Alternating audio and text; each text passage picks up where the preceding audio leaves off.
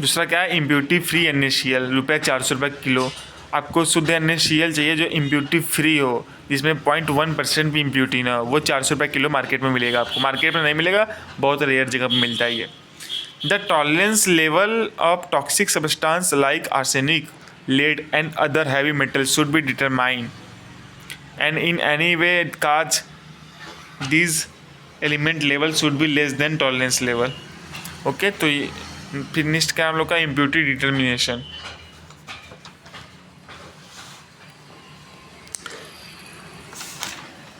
Determination of impurity by using analytical technique has been prescribed in pharmacopoeia. Some general test has been given below. पहला क्या है, colour odour and taste. Taste odour and colour are given for each compound in pharmacopoeia. दूसरा क्या है, physical chemical properties, solubility of various solvent. दूसरा क्या है, determination of melting point, boiling point, optical rotation, viscosity, freezing point, DTC। ये हम लोग क्या पढ़ रहे हैं अभी, इम्प्योरिटी डिटर्मिनेशन। इम्प्योरिटी हम लोग कैसे डिटरमाइन कर सकते हैं किसी के, उसके टेस्ट से, ऑर्डर से, कलर से। दूसरा क्या, उसके फिजियो-केमिकल प्रॉपर्टीज से, उसके सॉल्युबिलिटी पैरामीटर से, डिटर्मिनेशन ऑफ मेल्टिंग पॉइंट, उसके मेल्टिंग पॉइंट से, बॉइलिंग पॉइंट से, ऑप्टिकल रोटेशन से, विस्कोसिटी से, फ्रीजिंग पॉइंट से। नेक्स्ट क्या है, photoelectric determination such as colorimetry, flame photometry.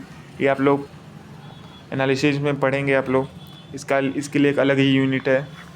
Next क्या है, spectrophotometry technique like UV, NMR and mass spectrometry. हम लोग UV की मदद से, NMR की मदद से और मास स्पेक्ट्रोफोटोमेट्री की मदद से हम लोग किसी भी चीज़ का इम्प्योरिटी को डिटरमाइन कर सकते हैं। नेक्स्ट क्या है, qualitative determination like iodine value, saponification value for oils. Iodine value हम लोग किसी भी पाउडर के लिए यूज़ करेंगे, सपोनिफिकेशन वैल्यू हम लोग यूज़ करते हैं ऑयल्स के लिए। नेक्स्ट तो हम लोग यहाँ तक 5 तक पढ़े थे, action of solvent and reagent on vessels. ये 9 टाइप के होते हैं, 5 तक हम लोग पढ़े थे। उसके बाद ये डिटर्मिनेशन, परमिसिबल लिमिट्स। नेक्स्ट 6 हम लोग क्या पढ़ेंगे, solvents which are use must be free from impurities. जो हम सॉल्वेंट यूज़ करेंगे, चाहे वो वाटर हो, इथेनॉल हो, चाहे ऑर्गेनिक सॉल्वेंट हो, चाहे इनऑर्गेनिक सॉल्वेंट, वो must be free from impurities होना चाहिए। Water is the cheapest solvent and is used universally. Water क्या है, वाटर सबसे सस्ता सॉल्वेंट है। अदर कंपेरिजन में, जैसे आपका ईथर हो गया, अल्कोहल हो गया, उसके कंपेरिजन में आपका वाटर सबसे सस्ता सॉल्यूशन है और ये कहीं भी मिल सकता है आपको। वाटर में है इम्प्योरिटीज़ लाइक, वाटर में भी इम्प्योरिटीज़ होते हैं, तभी ना बहुत लोग फिल्टर करके वाटर को पीते हैं। लेकिन तो वो कौन कौन सी इम्प्योरिटीज़ हैं, chloride, bicarbonate, magnesium, calcium. To remove these impurities distil water should be used in pharmaceutical preparation. Pharmaceutical में हम लोग कभी टैप वाटर का यूज़ नहीं करेंगे, उसमें हम लोग हमेशा डिस्टिल वाटर का यूज़ करते हैं, क्योंकि टैप वाटर में ये सब इम्प्योरिटीज़ होते हैं। बाइकार्बोनेट, टैप वाटर मतलब नॉर्मल वाटर पीने वाला, बाइकार्बोनेट, मैग्नीशियम, कैल्शियम, ये सब होते हैं। डिस्टिल वाटर में ये सब कुछ नहीं होता है, वो एकदम प्योर होता है, इसलिए हम कभी भी इंडस्ट्री में या लैब में भी हमेशा हम लोग डिस्टिल वाटर का ही यूज करते हैं। नेक्स्ट क्या है, 7वां, atmospheric contamination. Atmospheric contamination air में contain carbon dioxide, sulphur oxide, H2S और dust particles of alumina, carbon, plastic fragments depending upon the area where the industries are located। हम लोग का इंडस्ट्री जहाँ लोकेट रहता है उसके आसपास का एटमॉस्फेरिक में भी बहुत सारे इम्प्योरिटीज़ होते हैं, like carbon dioxide, sulphur oxide, H2S। तो इनसे भी हमको अपने प्रोडक्ट को सुरक्षित करने के लिए हम लोग को अपना इंडस्ट्री बनाना होगा, वो एकदम शुद्ध एरिया बनाना होगा, जिसके चारों तरफ पेड़ हो, पौधा हो, और वो पीपल वाले प्लेस में ना हो, जहाँ पे लोग ना रहते हों, वैसे जगह बनाना चाहिए जहाँ पे सिर्फ आपका इंडस्ट्रियल काम होता हो, लोग बहुत कम रहते हों। Example, solution of NaOH absorb atmospheric carbon dioxide to form sodium carbonate and bicarbonate. तो जब यदि आप सोडियम हाइड्रोक्साइड का सॉल्यूशन बना रहे हैं, तो एटमॉस्फियर से आपका कार्बन डाइऑक्साइड एब्जॉर्ब कर लेगा, जो कि फॉर्म करता है आपका sodium carbonate and sodium bicarbonate as a impurities. ये इम्प्योरिटीज़ रहेंगी तो आपके फाइनल प्रोडक्ट में सब दिख जाएगा। Wrong storage. Improper storage of substance may change the physiochemical properties. Example: when hydrogen peroxide (H2O2) and silver nitrate are stored in glass bottles, this solution get deteriorated. Hydrogen peroxide और AgNO3 ये दोनों ऐसे product हैं जिनको आप glass bottle में अगर store करते हैं तो ये लोग कंटामिनेट हो जाएंगे। तो इनको हम लोग डार्क एम्बर कलर बॉटल में ही रखते हैं और वो भी below the 30 degree centigrade. Next क्या है, adulteration. For the purpose of increasing the bulk weight on decreasing in cost, one may mix some bulking agent. These are incorporated to the drugs to increase the weight and bulk of drugs so as to increase profit margin. Adulteration में क्या होता है, जैसे हम लोग कोई चीज़ लिए 5 रुपये किलो, ठीक है, 5 रुपये किलो लिए। जैसे हम लोग समझा रहे हैं आपको, एक मिनट।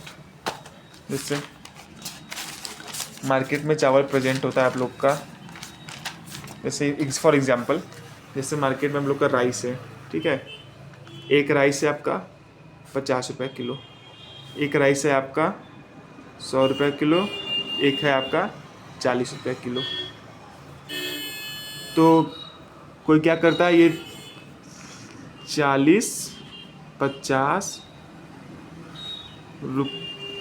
और 100 इन तीनों राइस को एक साथ मिक्स कर देगा, एक साथ मिक्स कर देगा। इसका एक अलग दाम निकाल लेगा 80 रुपये किलो, और वो इस अमाउंट में बेचेगा। तो इसको बोलते हैं एडल्ट्रेशन, जिसमें हम लोग का बहुत सारे ऐसे पार्टिकल का यूज़ कर, मतलब ऐसे डिफरेंट कॉस्ट के सस्ते महंगे चीज़ों का सामान का यूज करके एक अपना अलग दाम निकालते हैं, उसमें बेचते हैं। इसमें प्रॉफिट बहुत ज़्यादा होता है। नेक्स्ट क्या है, इम्प्योरिटी डिटर्मिनेशन। इम्प्योरिटी डिटर्मिनेट कैसे करेंगे, आप लोगों ने 2 पढ़ा था। इम्प्योरिटी डिटर्मिनेशन में आप लोगों ने 2 पढ़ा था यहाँ पे, पहला कलर ऑर्डर एंड टेस्ट, दूसरा फिजिकल केमिकल प्रॉपर्टीज़। तो हम लोग तीसरा पढ़ेंगे basicity, acidity and pH. Impurity determination हम लोग किसी भी चीज़ की एसिडिटी, पीएच और बेसिसिटी से भी कर सकते हैं। If the compound is synthesise by using acid and alkali, then some amount of acid or alkali may be present as impurity in the final product. Aqueous solution of many substances have specific pH value and change in the pH value indicate the presence of impurity. जैसे मान लीजिए कोई भी product है, वो पहले से pharmacopoeia में उसका पीएच मेंशन है 5.9 है, 5.9 उसका पीएच है, और आपने प्रोडक्ट बनाया, फाइनल प्रोडक्ट बनाया, उसमें जो पीएच में कुछ जब लास्ट में देखेंगे, वो प्रोडक्ट के फाइनल में देखेंगे जब उसका पीएच मान लीजिए 5.9 से 3.5 हो गया या फिर 7.8 हो गया, तो ये क्या हो रहा है, उसका पीएच फ्लक्चुएट कर रहा है। यहाँ पे जब पीएच फ्लक्चुएट करेगा तो आपको, तो जब फार्माकोपिया मेंशन है 5.9 स्टैंडर्ड पीएच ये है, लेकिन पीएच फ्लक्चुएट करके ये आ जा रहा है, तो इसका मतलब आपके प्रोडक्ट में इम्प्योरिटीज़ है। दूसरा क्या है, anions and cations. Chloride, sulphate, iron, airs, heavy metals are general anions and cations which are present as impurity. एक एनायंस एंड कैटायंस होते हैं जो इम्प्योरिटीज़ में प्रेजेंट होते हैं। Limit test is given in pharmacopoeia and other test for anions and cations are being prescribed. Limit test दिया हुआ है आप लोग लिमिट टेस्ट पढ़ेंगे, उसी के माध्यम से हम लोग चेक करते हैं कि हमारा जो प्रोडक्ट बना है वो कैटायन है, एनायनिक फॉर्म में है कि कैटायनिक फॉर्म में है। यदि वो स्टैंडर्ड लेवल जो हम लोग के फार्माकोपिया में दिया है उसे अनमैच्ड करेगा, तो उसमें पक्का कोई ना कोई इम्प्योरिटीज़ प्रेजेंट होगी। नेक्स्ट क्या है हम लोग का, insoluble residues. If insoluble ingredients are present in the solution become turbulent और ओपलेसेंस। टर्बुलेंट क्या होता है, जैसे मतलब कि टर्बिडिटी आ जाता है, धुंधला दिखाई देने लगता है। यदि कोई भी इनसॉल्युबल रेसिड्यू, जैसे हम लोग एक सॉल्यूशन बनाए हम लोग कोई भी हम लोग सॉल्यूशन बनाए, यहाँ पे उसमें सॉल्यूट मिला है, सॉल्वेंट मिला है, अदर पार्टिकल भी मिला है, और लेकिन इसमें यदि मान लीजिए कोई फॉरेन पार्टिकल रह गया, वो फॉरेन पार्टिकल रह गया तो हम लोग इनसॉल्युबल रेसिड्यू के रूप में रह गया, तो हमारा क्या फॉर्म करता है लास्ट में, हमारा जो प्रोडक्ट होगा उसमें वो हमारा प्रोडक्ट जो बनेगा, अगर उसको हम फिर लाइट में चेक करेंगे तो उसमें टर्बिडिटी दिखाई देगा, धुंधलापन दिखाई देगा। तो इसका मतलब क्या है कि हमारा जो प्रोडक्ट बना है वो इम्प्योर है, प्योर फॉर्म में नहीं है। नेक्स्ट क्या है, loss on drying and ignition. Certain compounds are dried or ignited on a specific temperature. Loss in weight is determined the component containing impurities weigh more than pure compounds. तो आप लोग ये समझ गए होंगे इसमें क्या है, सर्टेन कंपाउंड्स आर ड्राइड और ignited on a specific temperature. कुछ कंपाउंड होते हैं, जैसे मान लीजिए कोई आपने सॉल्यूशन बनाया, ठीक है, अब उसको आपको ड्राई करना है। कोई कंपाउंड होता है 25 डिग्री सेंटीग्रेड पे ड्राई करते हैं, किसी को 30 डिग्री सेंटीग्रेड पे। यदि हम उसको, अगर उसमें कोई इम्प्योरिटीज़ है तो 25 डिग्री सेंटीग्रेड पे या 30 डिग्री सेंटीग्रेड पे ना ड्राई होके 35 डिग्री सेंटीग्रेड पे, 40 डिग्री सेंटीग्रेड, 30 डिग्री और 20 डिग्री सेंटीग्रेड पे ड्राई होगा। तो इसका मतलब क्या है कि उसमें पक्का कोई ना कोई इम्प्योरिटीज़ है, जिसके कारण वो जितना स्टैंडर्ड मान दिया हुआ है फार्माकोपिया में उस पर ड्राई नहीं हो रहा है। तो आप लोग समझ गए होंगे इतना। तो नेक्स्ट हम लोग पढ़ेंगे acid and base. Acid and base, many theories were given to explain the concept of acid and base. According to earlier days the acid and base are, acid क्या होता है, substance generally having sour taste and its aqueous solution turns litmus paper red and it pH less than 7। Acid क्या होता है, acid का test क्या होता है, एसिड का टेस्ट आपका सावर होता है। की पॉइंट आप लोग नोट कर लीजिएगा, सावर टेस्ट। लिटमस पेपर्स लगाएंगे तो इसका लिटमस तो लाल हो जाएगा कलर, और इसका पीएच हमेशा क्या होता है, लेस देन 7।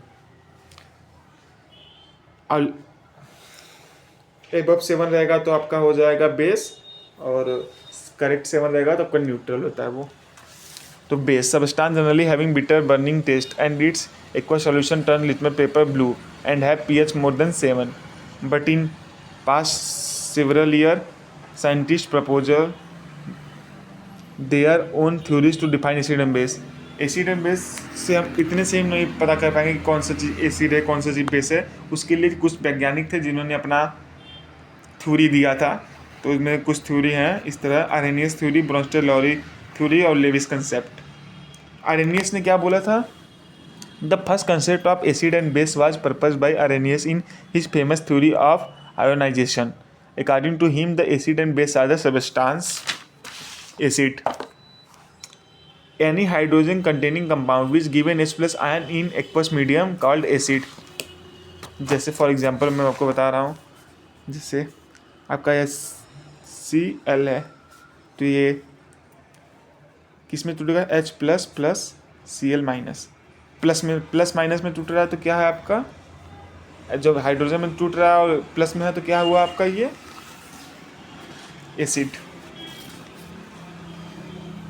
एच प्लस में रहेगा। और बेस के लिए उन्होंने क्या बताया था कि सबस्टेंस कंटेनिंग हाइड्रोक्सिल ग्रुप और groups which provide minus ion in the aqueous medium is called base. अगर कहीं भी OH पे माइनस आयन है तो वो बेस होगा, जैसे NaOH या मान लो KOH। तो इसमें क्या होगा, K प्लस OH माइनस, यहाँ पे क्या है OH पे हमारा माइनस लगा हुआ है, तो ये क्या हो जाएगा हमारा बेस। नेक्स्ट क्या हम लोग का ब्रोंस्टेड एंड लॉरी थ्योरी। इसमें आप लोग अलग अलग एग्जांपल दे सकते हैं, जैसे मैंने आप लोग को समझाया वहीं पे एग्जांपल है ढेर सारा, HClNaOH या ClNaOH, CH3COOH NH4OH। तो कोई भी एग्जांपल, 3-4 एग्जांपल से आप एग्जामिनर को समझा सकते हैं, कॉपी में लिख सकते हैं अपने। नेक्स्ट क्या है हम लोग का Bronsted and Lowry concept. According to Bronsted and Lowry concept, acid is a substance that can donate a proton and it is called as proton donor. Acid क्या होता है? सब्सटेंस होता है जो कि प्रोटॉन डोनेट करता है किसी भी चीज़ को, तो उसको हम लोग क्या बोलते हैं? Proton donor. Base is a substance that can accept a proton is called as proton acceptor. जो प्रोटॉन को डोनेट करता है उसको एसिड बोलते हैं, जो प्रोटॉन को एक्सेप्ट करता है उसको बेस बोलते हैं. नेक्स्ट क्या है? Lewis acid concept. Electron donor receptor concept भी बोलते हैं इसको हम लोग. कभी कभी एग्जाम में पूछ सकता है 2 नंबर में, what is the electron donor acceptor concept, और ब्रॉन्स्टेड एंड लॉरी कंसेप्ट को पूछ सकता है what is proton donor concept. ये इलेक्ट्रॉन डोनर कंसेप्ट है और वो प्रोटॉन डोनर कंसेप्ट है. तो इसमें इलेक्ट्रॉन डोनर कंसेप्ट में एसिड क्या होता है? They are electron pair acceptor. इसमें क्या होता है कि इलेक्ट्रॉन पेयर एक्सेप्टर होता है जिसको हम एसिड बोलते हैं. Example BF3 AlCl3 ZnCl3 Cl2 FeCl3 SO3. Next क्या है? Base are electron pair can donors and Lewis bases are also called nucleophilic. इसको न्यूक्लियोफिलिक बोलते हैं, जो एसिड होता है उसको इलेक्ट्रोफिलिक बोलते हैं. तो बेस न्यूक्लियोफिलिक हो गया आपका. एग्जाम्पल क्या है? NH3, ammonia, amines, alcohols, ethers, water ETC. तो लेविस कंसेप्ट में एसिड क्या कर रहा है? इलेक्ट्रॉन पेयर को एक्सेप्ट करता है, और ब्रॉन्स्टेड लॉरी थ्योरी में एसिड क्या करता है? प्रोटॉन को डोनेट करता है. कोई भी एसिड क्या है? प्रोटॉन डोनर है. Proton donor and electron pair acceptor. अब बेस क्या है आपका? प्रोटॉन एक्सेप्टर है एंड इलेक्ट्रॉन पेयर डोनर है. इससे आप लोग को याद रहेगा. ये थ्योरी दिया था ब्रॉन्स्टेड एंड लॉरी थ्योरी ने. लेविस कंसेप्ट है और ये आपका है Arrhenius theory.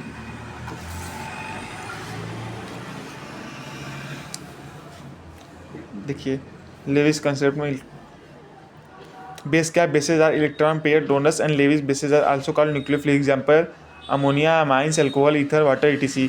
This theory explain the acid base phenomena in terms of electron pair donation and acceptance with the donation and acceptance. Next क्या? बफर. तो इतना अभी धन्यवाद. आगे के लिए लाइक सब्सक्राइब कमेंट कीजिएगा. कुछ ना समझ में आया तो बोल दीजिएगा. वीडियो को आप लोग रिवाइंड करके भी देख सकते हैं. ना समझ में आएगा तो मैं फिर से एक बार और अच्छे समझा के नया वीडियो डाल दूँगा. तो धन्यवाद आप सबका, और आप लोग ऐसे ही सपोर्ट करते रहिए. नेक्स्ट हम लोग पढ़ेंगे बफर अगली वीडियो में. तब तक के लिए धन्यवाद. Bye bye. Have a nice day.